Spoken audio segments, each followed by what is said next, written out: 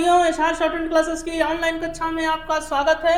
आज हमारा grade C का स्किल टेस्ट 1 प्रारंभ होने जा रहा है और आने वाली 15 तारीख तक एग्जाम से 2 दिन पहले तक हम करीब 20 स्किल टेस्ट आपको देंगे। यह बिल्कुल एग्जाम हॉल की तरह ही होगा, वैसे ही स्पीड ऊपर नीचे फ्लक्चुएट होगी। आप लोगों से बस एक विनती है कि आप लोग हमारे चैनल को सब्सक्राइब करें और वीडियो को लाइक करें। हम आपके साथ ग्रेड सी और डी की तैयारी के लिए रात दिन लगे रहेंगे और आप इस स्पीच को लिखने के बाद इसका ट्रांसक्राइब करें, इसको डिक्टेट करने के बाद इसको लिखें और फिर मेरे व्हाट्सएप पर भेज दें, जो कि मेरे डिस्क्रिप्शन में मेरा नंबर रहेगा और मैं जो भी गलतियां होंगी आपको उसके सुधार के लिए आवश्यक निर्देश दूंगा। आइए प्रारंभ करते हैं grade C skill test 2024। Pen copy कलम लेकर तैयार रहें। स्पीच स्टार्ट होगी 10 सेकेंड्स के बाद।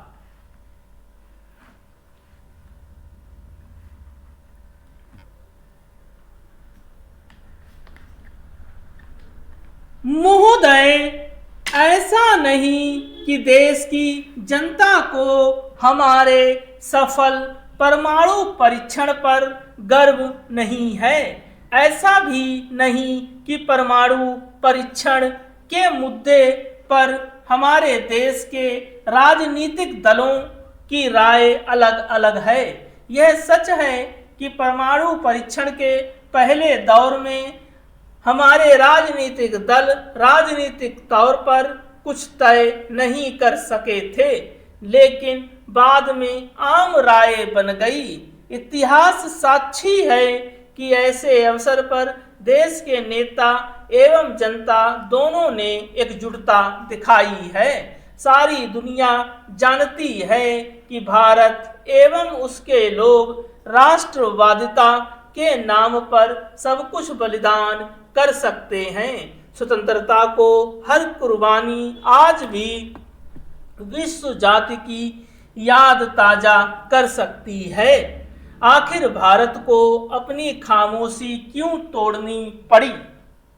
प्रश्न यह भी है कि क्या चुप्पी तोड़ने का यह एक सटीक मौका था? इस मौके पर आवश्यकता को अचानक समझना या समझाना अत्यंत गलत होगा। कुछ बुद्धिजीवी कह सकते हैं कि यह आवश्यकता तो बहुत पहले से ही चली आ रही है। कुछ ऐसे ही लोग यह भी कह सकते हैं कि मिठाई बनाने के बाद ज़्यादा देर तक उसे रखना हानिकारक होता है, लेकिन मिठाई और यह तर्क दोनों ही इतने अल्पकालीन हैं कि जिसकी नींव पर भारत जैसे विशाल देश को खड़ा नहीं किया जा सकता। यदि मानव व्यवहार के इतिहास पर जाएं तो दो पड़ोसियों को आज नहीं तो कल लड़ना ही है। मतलब यह कि यदि दो पड़ोसी परस्पर सहयोग से लड़ें तो देर सवेर पंचायती निर्णय की संभावना रहती है, लेकिन यदि लड़ाई पंचायत की देख रेख में ही लड़ी जाए तो निर्णय करीब करीब एक तरफा ही मानकर चलना होगा। किन्हीं परिस्थितियों में यदि निर्णय उलट जाए तो पंचायत भी उस निर्णय के साथ ही हो लेती है। देश के राजनेताओं को यह स्पष्ट करना होगा कि परमाणु परीक्षण का हमारे निर्णय अपने दमखम पर किया गया या फिर यह हमारी विदेश नीति में अचानक आए परिवर्तन का परिणाम था। भारत के लोगों को अपनी शक्ति पर पूरा भरोसा है। हमारे रक्षा वैज्ञानिक दुनिया के अन्य रक्षा वैज्ञानिकों की तुलना में कम नहीं हैं। यह भी सच है कि यदि भारत चाहता तो वह अपनी इस शक्ति का प्रदर्शन बहुत पहले कर सकता था, यह माना कि हम इराकों छाप राष्ट्रवादिता के शिकार नहीं होंगे, लेकिन उस दिशा में कदम रखना भी हमें उस मुहावरे तक ले जा सकता है कि फिसल पड़े तो हर हर गंगे। यूं जनता में परमाणु परीक्षण को लेकर जो उत्साह है, सरकार को उसका नोटिस लेकर मजबूती से अपनी इरादों पर बने रहना चाहिए। जनता ने सरकार के कदम का हार्दिक रूप से स्वागत किया, यानी सरकार जनता को जिस दिशा या मोर्चे पर ले जाना चाहे, जनता तैयार है। परमाणु परीक्षण को लेकर पश्चिम के बहुत से देशों ने आपत्ति जताई है। यह कोई आचरण भी नहीं कि चीन ने अभी तक कोई विशेष जोरदार टिप्पणी नहीं की। महोदय, जैसा मैंने आपके सामने कहा कि अणु शक्ति को बढ़ावा देना, इसके बदले में बम बनाने की बात करना आज दुनिया के सामने ना समझी की बात है, और वह ना समझी दुनिया स्वीकार कर चुकी है।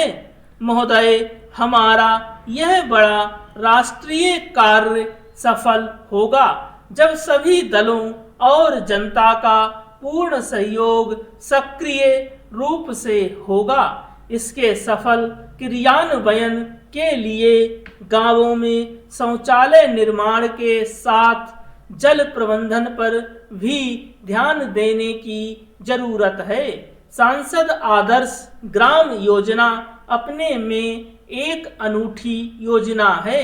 इसके सफल क्रियान्वयन के लिए सभी केंद्रीय योजनाओं को प्राथमिकता से प्रथम उस ग्राम में लागू करने का निर्देश देने की जरूरत है, जिससे उक्त ग्राम एक मॉडल के रूप में शीघ्र मूर्त रूप ले सके।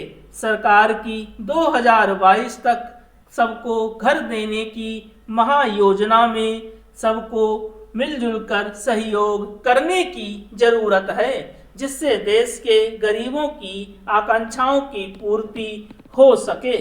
मुझे पूर्ण विश्वास है कि प्रधानमंत्री कृषि सिंचाई योजना तथा राष्ट्रीय गोकुल मिशन से देश के किसानों की तकदीर यथाशीघ्र बदलेगी।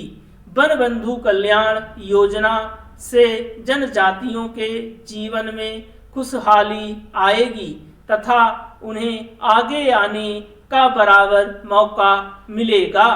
सुकन्या समृद्धि खाता योजना से बेटियों के जन्म से लोग हर्षित होंगे और साथ ही लिंगानुपात बराबर होगा।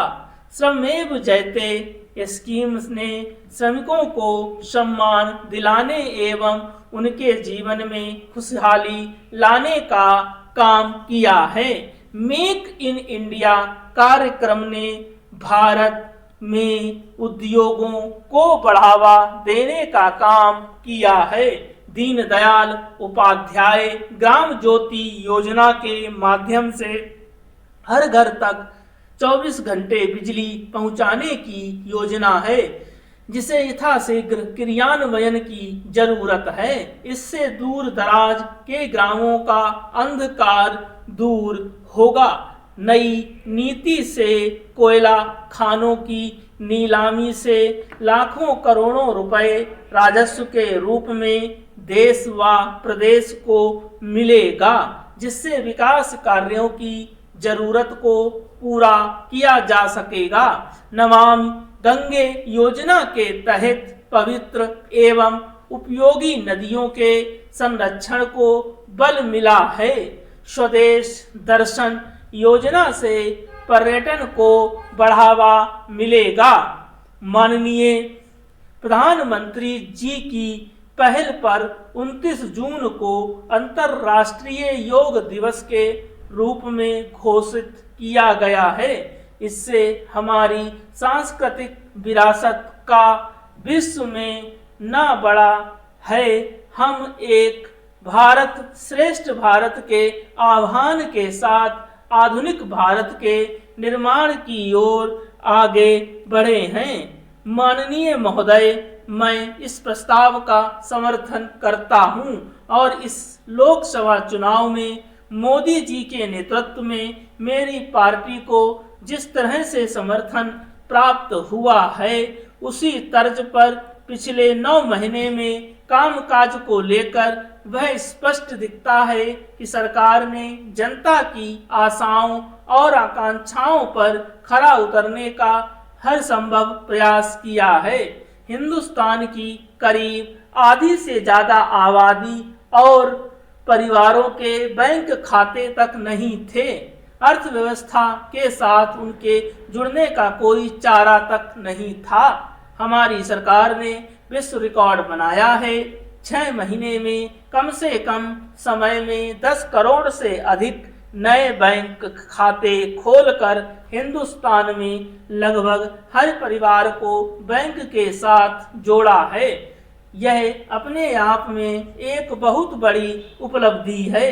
सरकार ने 2022 तक हर परिवार को अपना घर देने का लक्ष्य भी बनाया है तथा सरकार ने स्वच्छ भारत मिशन भी प्रारंभ किया है।